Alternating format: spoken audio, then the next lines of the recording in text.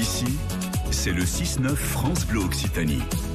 9h moins le quart, chaque matin, l'invité qui fait du bien, on parle livre aujourd'hui, on parle bouquin avec Céline Barbier. Bonjour Céline. Bonjour. Vous êtes la gérante de cette librairie qui vient d'ouvrir enfin, diront certains, à Fonsorbe. Ça va ouvrir le 16 mars, c'est ça? C'est ça, exactement. Ouais. Avant, vous n'étiez pas du tout libraire. Non. C'est une reconversion, vous faisiez quoi avant? C'est une reconversion, je travaillais dans le notariat. Ah ouais? Et d'un seul coup, un déclic ou quoi? Vous avez toujours lu, vous aimez lire? J'ai toujours lu, j'ai toujours été passionnée par la lecture, par le livre, et c'est un rêve de toujours en fait.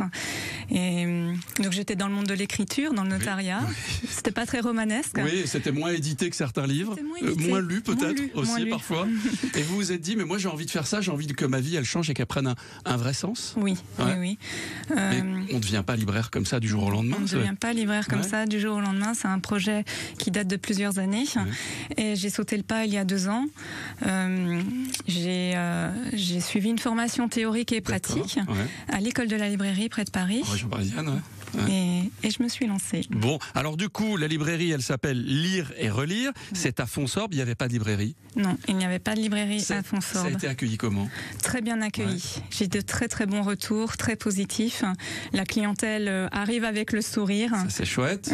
Ouais. C'est toujours intéressant de se dire que les gens qui ne lisaient peut-être pas vont se mettre à lire, à découvrir des auteurs, à découvrir des univers aussi. Oui. C'est un petit peu votre fonction quand on est libraire, parce que vous êtes toute seule dans la boutique. Il n'y a pas d'employés, il n'y a pas de gens qui vont ranger les livres, qui vont les trier, qui vont les vendre, parce qu'il faut s'occuper un petit peu de tout ça. Comment vous gérez vos journées?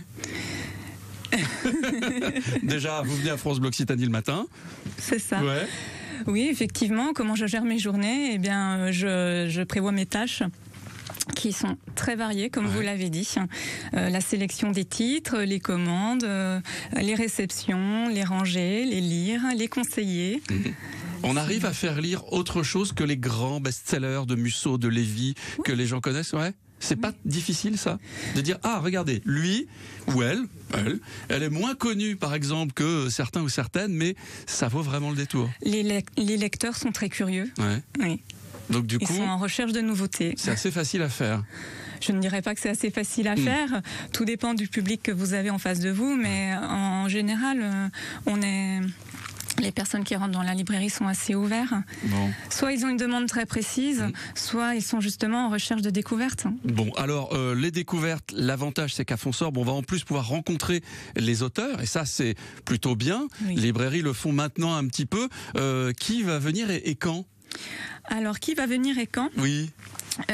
Josiane Saint-Laurent va venir le 3 juin prochain. C'est une autrice de Colomiers. D'accord, de chez nous, effectivement, tout près de Toulouse. Elle va venir le 3 juin au matin nous présenter Sombre Nuit Blanche. C'est un polar qui se passe à Toulouse, où il est sujet de disparition inquiétante. Ah, d'accord, une intrigue à découvrir.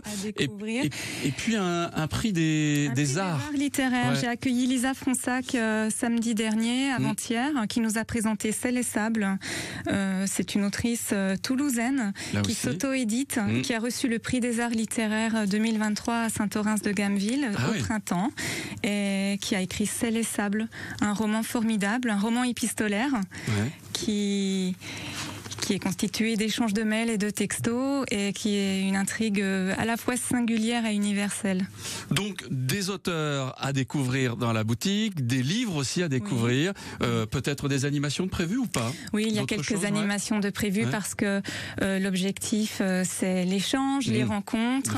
Les plus jeunes aussi, de les faire amener à la lecture. Et les amener à la lecture. Donc la prochaine animation pour les plus jeunes aura lieu le 27 mai. Elle sera tournée autour des poèmes et de l'origami. 27 mai, poème origami à découvrir chez Lire et Relire. Merci beaucoup Céline Barbier d'être venue ce matin dans le studio de France Bleu et France 3 Occitanie.